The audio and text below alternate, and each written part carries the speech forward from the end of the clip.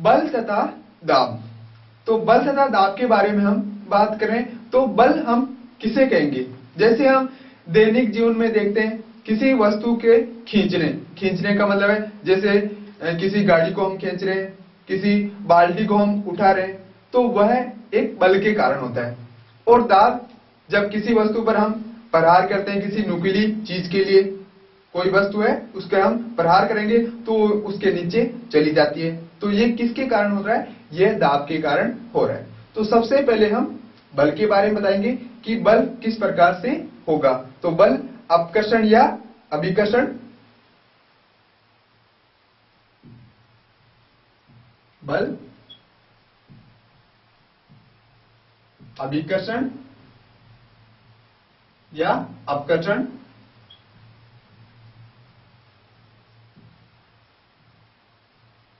खींचना तथा धक्का लगाना, इसका तात्पर्य किस प्रकार से होगा?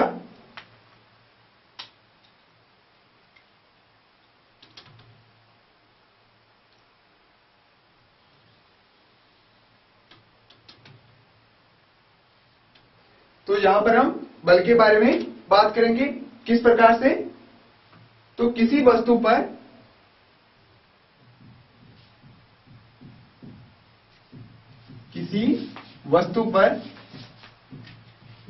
लगने वाले धक्के या बल को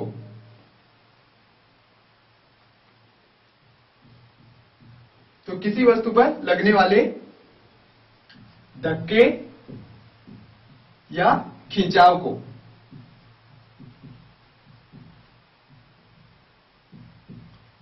बल कहते हैं।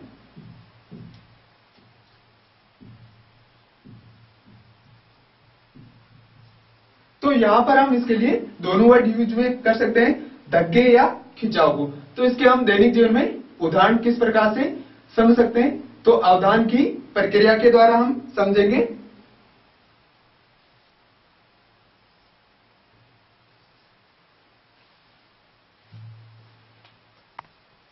तो यहां पर इसमें हम षटकोणीय बता रहे हैं, क्यों? क्योंकि इसके 6 हम उदाहरण की बात करेंगे। उदाहरण किस प्रकार से होंगे?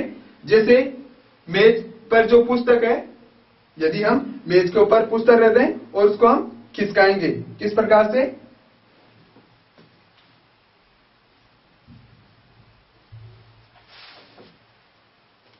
यदि हम मेज के ऊपर किसी सतह पर ऐसे पुस्तक रख देते हैं, अब इसको हम धक्का लगाएंगे इस प्रकार से, तो ये एक प्रकार से धक्का लगाने का मतलब ही यहां पर क्या होगा? बल होगा। तो ये इसका उदाहरण हम ले सकते हैं, मेज पर पुस्तक।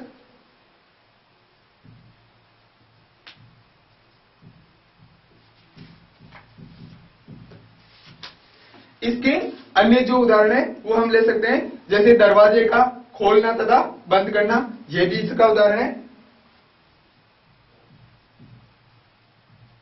दरवाजे का खोलना तथा बंद करना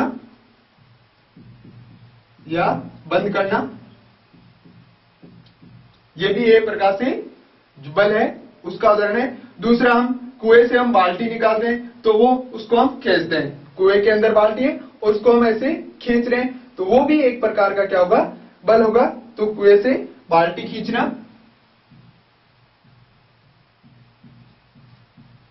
कुएं से बाल्टी खींचना, ये भी एक प्रकार से बल है।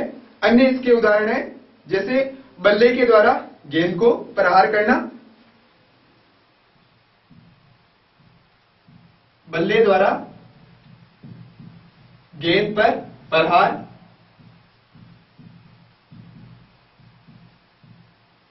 या फिर फुटबॉल के लिए हम जब किक लगाते हैं वह भी, तो फुटबॉल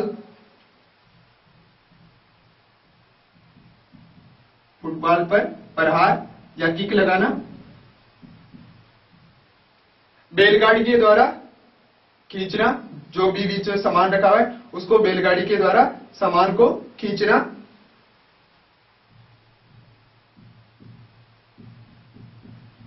बैलगाड़ी द्वारा खींचना।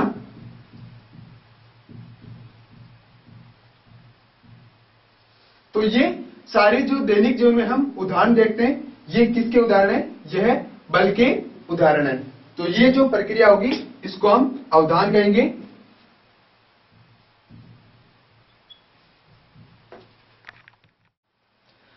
अब आप इसको देख के सोच रहे होंगे कि अवधान होता क्या है। तो अवधान एक प्राचीन विद्या है जिसके द्वारा हम अलग अलग बिंदु को याद रख सकते हैं। जैसे यहां पर हमने षटकोणीय के रूप में लिया है। क्यों? क्योंकि बल के जो उदाहरण है वह 6 है। तो हम षटकोण को देखकर पता लगा सकते हैं कि इसके 6 उदाहरण किस प्रकार से याद रखे जाएंगे। तो यहां पर बल के उदाहरण,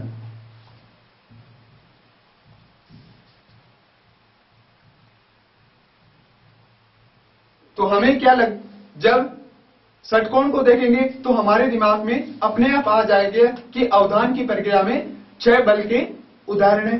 तो इस प्रकार अवधान की प्रक्रिया के द्वारा इसको हम समझ सकते हैं।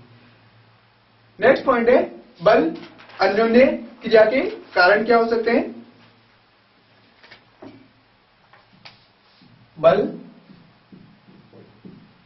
अन्योन्य क्रिया के कारण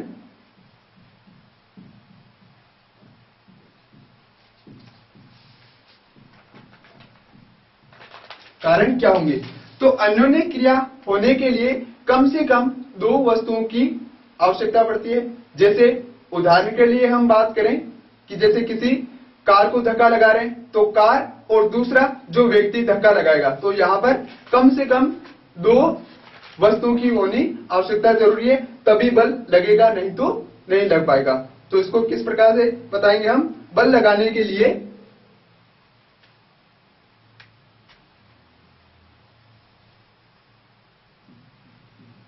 तो यहां पर बल लगाने के लिए कम से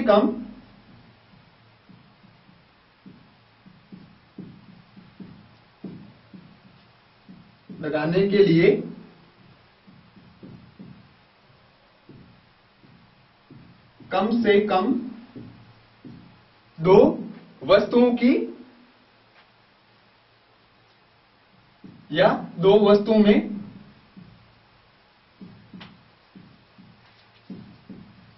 अन्योन्य क्रिया बल की आवश्यकता होती है।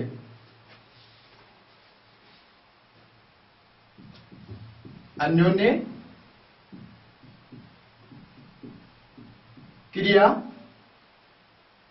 की आवश्यकता होती है।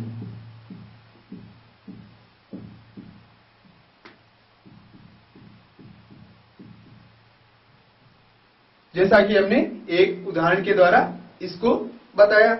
अब बलों की, जैसे इसके लिए हम उदाहरण बता सकते हैं, कार के जो व्यक्ति है धक्का लगाने के लिए, या दूसरी वस्तु से हम मेज पर जो पुस्तक रखी है उसको धक्का लगाने के लिए, तो कम से कम 2 वस्तुओं के लिए आवश्यकता होगी बल लगाने के लिए। अब हम बात करेंगे बलों की जो खोजबीन है उसमें किस प्रकार से होगा। तो बलों की खोजबीन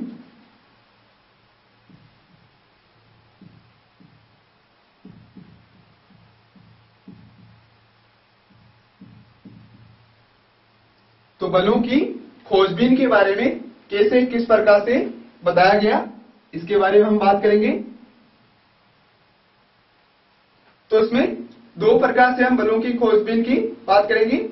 जैसे उदाहरण के लिए किसी वस्तु पर हम एक ही दिशा में बल लगा रहे हैं।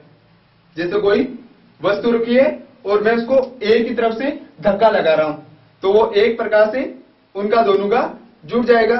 जितने व्यक्ति लगा रहे हैं तो उनका उसके साथ में जुड़ जाएगा। दूसरा, जब वह विपरीत प्रकार का होगा, जैसे एक वस्तु बीच में रखी है, मैं इधर से लगा रहा हूं और दूसरा व्यक्ति उधर से लगा रहा है, तो वो दोनों का इसमें अंतर हो जाएगा। तो सबसे पहले हम बलों का अंतर हो जाएगा। अब सबसे पहले हम इसमें बात करते हैं किसी एक ही दिशा पर, किसी एक ही दिशा में या एक ही दिशा पर। अब यहां पर हम किसी एक ही दिशा में लगाएंगे, इसका मतलब एक तरफ जो व्यक्ति लगा रहे हैं उनका जो बल होगा उसका मान ज्यादा होगा, इसलिए वह वस्तु एक तरफ ही जा पाएगी, क्योंकि हम एक ही तरफ बल लगा रहे हैं। तो यहां पर किसी एक दिशा में लगाए गए बल जुड़ जाते हैं।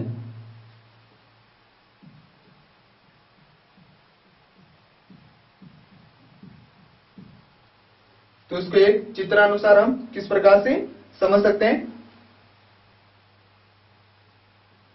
यहां पर कोई एक ब्लॉक है लकड़ी का बड़ा सा,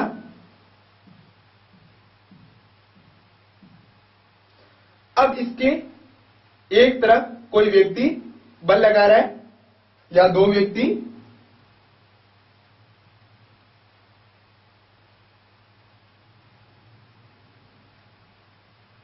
एक व्यक्ति यहां पर है, दूसरा व्यक्ति इसके साथ में,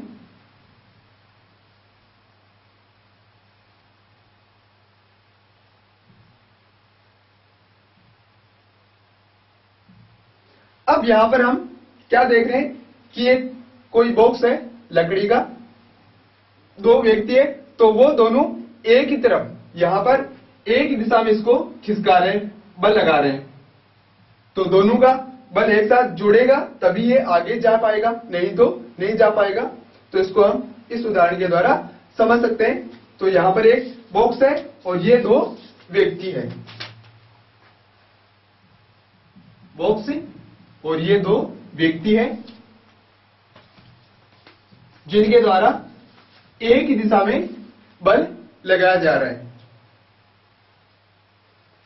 अब हम दूसरे प्रकार की बात करेंगे।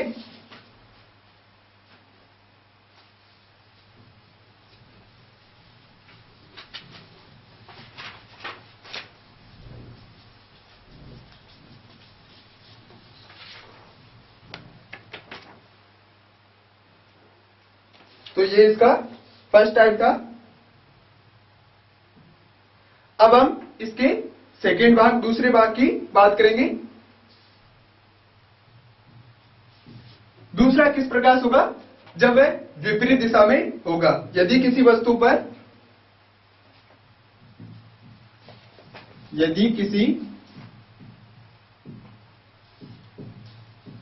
पर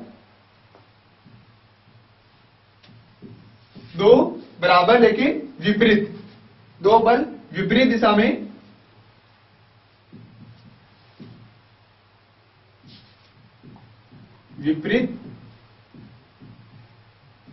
में कार्य करते हैं,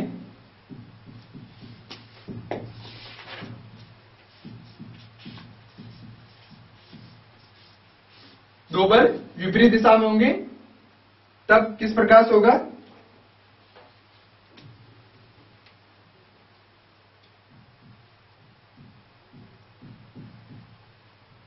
विपरीत दिशा में कार्य करेंगे तब किस प्रकार से होगा, लगने वाला कुल बल, तो लगने वाला कुल बल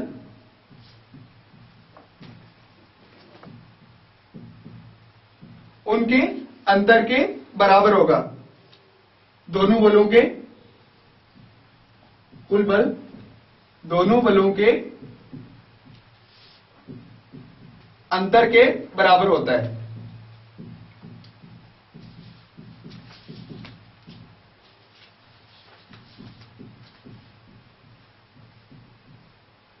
अब इसको हम किस प्रकार से समझ सकते हैं, इसको भी एक लकड़ी के बॉक्स के द्वारा समझेंगे। कैसे, ये कोई एक लकड़ी का बॉक्स है,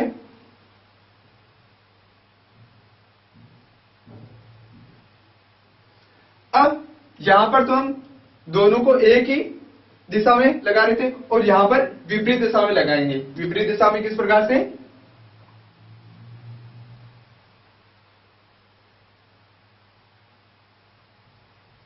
एक व्यक्ति इधर से बल लगा रहा है और दूसरा इधर से बल लगा रहा है।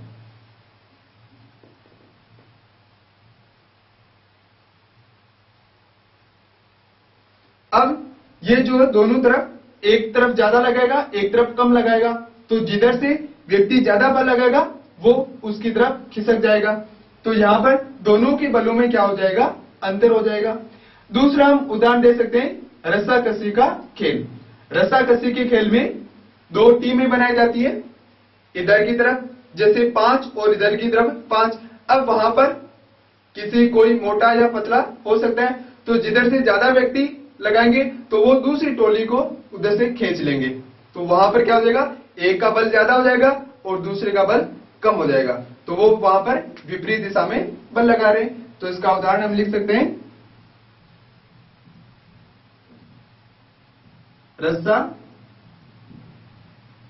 रस्साकसी के खेल में दो टीमों द्वारा बल लगाना, अलग अलग बल लगाना।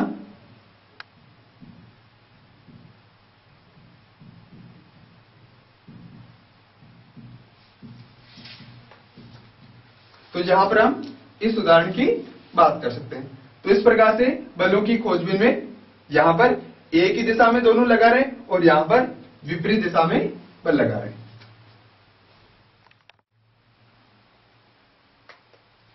बल वस्तु की गति की अवस्था में परिवर्तन किस प्रकार कर सकता है, इसके बारे में हम देखते हैं। तो किन्हीं कारणों के कारण अलग अलग कारण हो सकते हैं, जैसे किसी वस्तु की चाल में परिवर्तन करके या फिर किसी वस्तु की दिशा में परिवर्तन करके। तो बल वस्तु की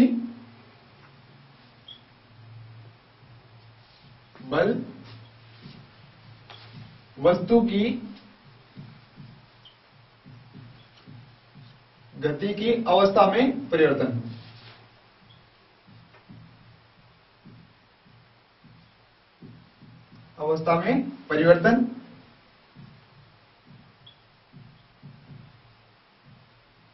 किस प्रकार से कर सकता है।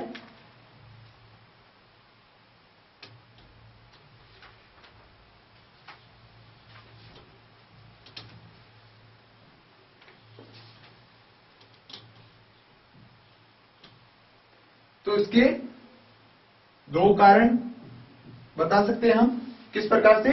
जो प्रथम कारण है वह है किसी वस्तु की चाल में परिवर्तन, किसी वस्तु की चाल में परिवर्तन करके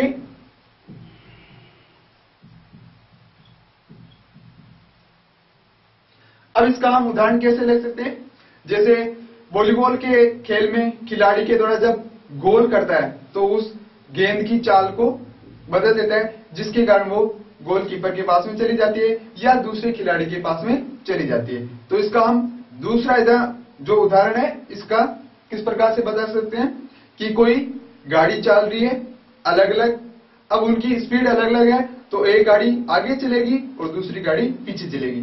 तो इस प्रकार से हम बता सकते हैं कि किसी वस्तु की चाल में परिवर्तन हो सकता है। तो इसका उदाहरण है वॉलीबॉल के खेल में, उदाहरण वॉलीबॉल के खेल में खिलाड़ी द्वारा गोल करना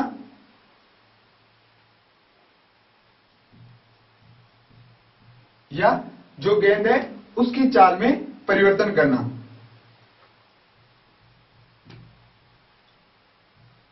गोल करना। दूसरा हम बता सकते हैं कि गतिशील जो गति है उसमें परिवर्तन किस प्रकार से हम कर सकते हैं। तो किसी वस्तु की गति की दिशा में परिवर्तन, किसी वस्तु की गति की दिशा में परिवर्तन,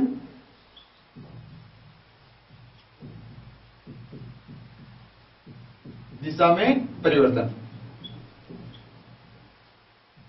तो इसका हम उदाहरण कैसे ले सकते हैं, जैसे क्रिकेट के खेल में खिलाड़ी के द्वारा जब गेंद पर प्रहार किया जाता है तो वो उसकी दिशा को परिवर्तित कर देता है, तो यहां पर उस दिशा में परिवर्तन हो जाएगा।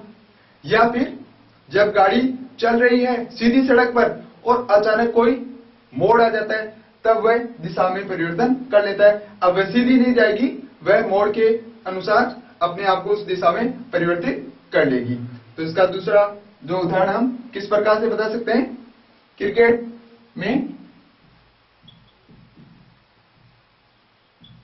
क्रिकेट में खिलाड़ी द्वारा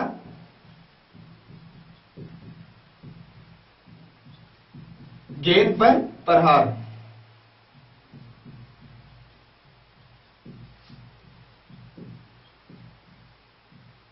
तो प्रहार करने पर हम देखते हैं कि जो गेंद है उसकी दिशा परिवर्तित हो जाती है या फिर किसी खिलाड़ी के हाथों में आ जाती है तो वह आउट हो जाता है।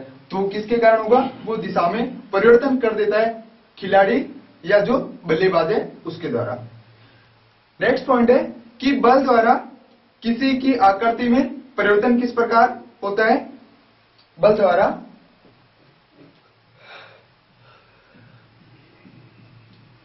द्वारा किसी की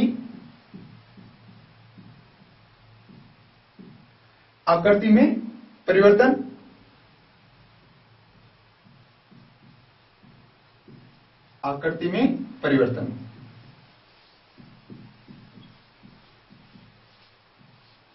तो ये भी हम किसके द्वारा बता सकते हैं? अलग अलग बिंदुओं के द्वारा।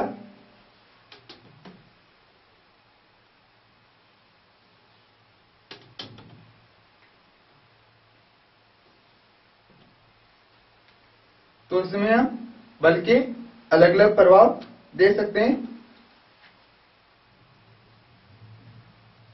किस प्रकार से?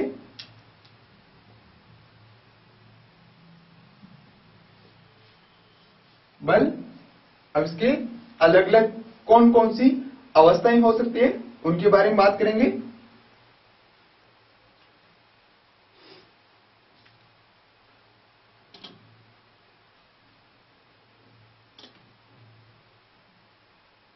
तो इसके लिए अलग अलग अवस्थाएं।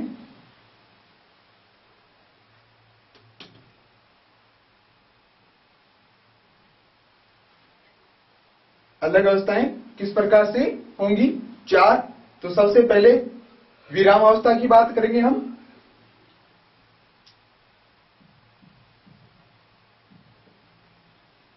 विराम अवस्था, इसका मतलब है कि जब हम किसी भी प्रकार का कोई बल नहीं लगा रहे हैं तब वह वस्तु विराम अवस्था में रहेगी। जैसे उदाहरण के द्वारा इस कार की हम बात करें तो ये क्या, जब तक हम कोई बल नहीं लगाएंगे ये ऐसे रहेगी और जैसे ही बल लगाएंगे ये आगे की तरफ जाएगी। तो इसके लिए हम क्या कहेंगे कि यह विराम अवस्था में है, रुकी हुई अवस्था में है। दूसरी, गतिशील वस्तु की चाल। गतिशील वस्तु की चाल,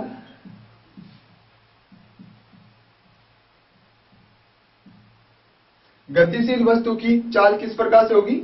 यदि वस्तु स्थिर है, अगर उसके बाद हम उस पर बल लगाएंगे तब वह उस चाल से चलने लग जाएगा। इसका मतलब बल लगाने पर हम उसकी वस्तु की चाल में परिवर्तन करेंगे।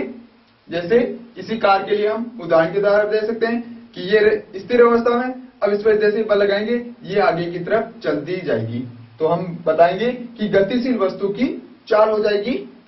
फिर गतिशील वस्तु की दिशा,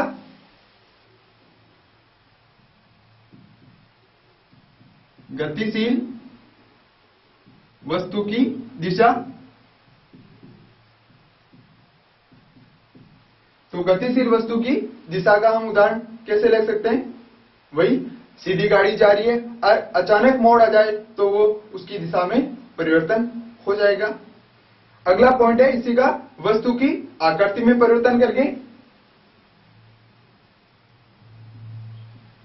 वस्तु की आकृति,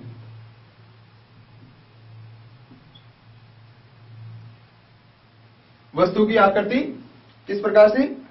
जैसे ये कोई गेंद है, अब जब तक मैं इस पे पर बल नहीं लगाऊंगा ये इसी अवस्था में रहेगा और जैसे ही मैं इस पे बल लगाऊंगा तो ये क्या करेगी? ऐसे पिचक जाएगी। तो ये इसकी आकृति में क्या हो जाएगा? परिवर्तन हो जाएगा। तो ये इसकी अलग अलग अवस्थाएं हैं। विराम अवस्था, गतिशील अवस्था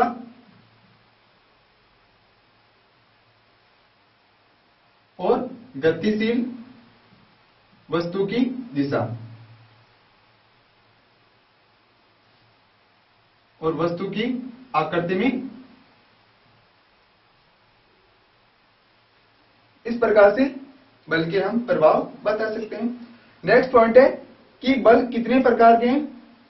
तो हम संपर्क बल और असंपर्क बल दो भागों में बांटेंगे।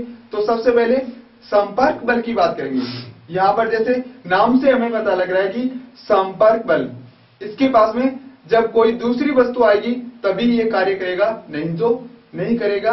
तो संपर्क बल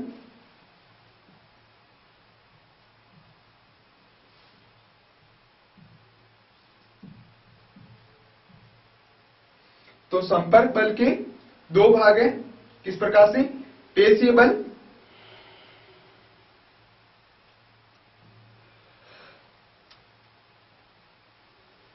इसके दो भाग,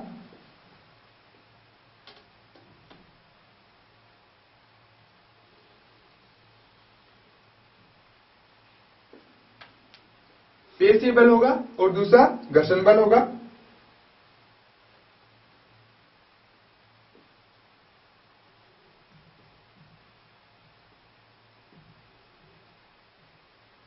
पेशीय बल जैसे हमारी मांसपेशियों में क्रिया के स्वरूप जो बल उत्पन्न होगा उसको हम पेशीय बल बोलेंगे। अर्थात हमारी मांसपेशियों के क्रिया स्वरूप, हमारी मांसपेशियों के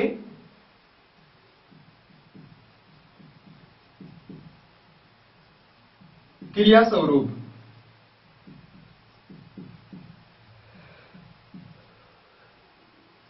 जो बल लगेगा उसको हम पेशीय बल कहेंगे।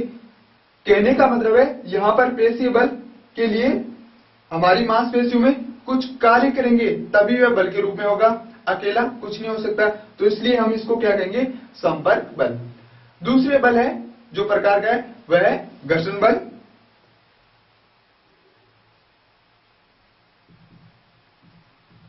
घर्षण बल, तो घर्षण बल कब लगेगा? जब दो सतह होगी तभी घर्षण बल लगेगा। जैसे हम चल रहे हैं तो चलने पर नीचे पृथ्वी की सतह और हमारे पैर दो हैं तभी वो घर्षण लग पाएगा, नहीं तो नहीं लग पाएगा। दूसरा उदाहरण, ये ऐसे रहेगी तब इससे पर कोई पर जो घर्षण बल नहीं लगेगा और जैसे इसकी दूसरी सतह आ जाएगी तो इस पे एक प्रकार का घर्षण बल लगेगा। तो यहां पर संपर्क बल में दो आपस में संपर्क होना आवश्यक है तभी वह बल लगेगा, नहीं तो नहीं लगेगा। तो यहां पर वस्तुओं की गति की अवस्था में परिवर्तन के कारण, वस्तुओं की गति की अवस्था परिवर्तन के कारण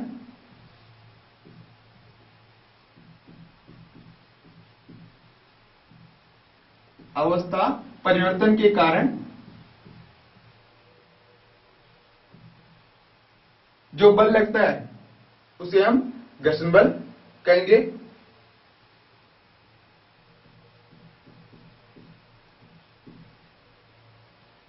उसे घर्षण बल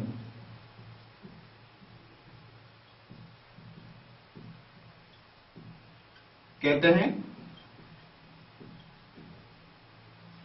दूसरा इसकी विशेषता है यह विपरीत दिशा में होता है। दिशा गति की दिशा में विपरीत, इसकी दिशा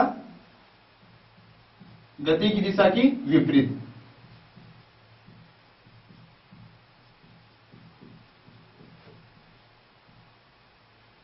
तो विपरीत किस प्रकार से होगी? जैसे हम आगे की तरफ चल रहे हैं तो घर्षण हमारे पीछे की तरफ लगेगा।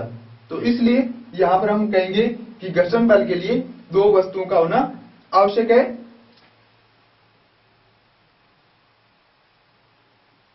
तो संपर्क बल, पेशीय बल और दूसरा जो टाइप का था प्रकार वह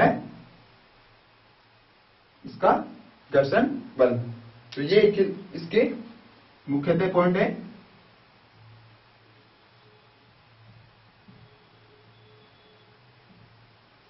तो इस प्रकार से संपर्क बल को हम परिभाषित कर सकते हैं।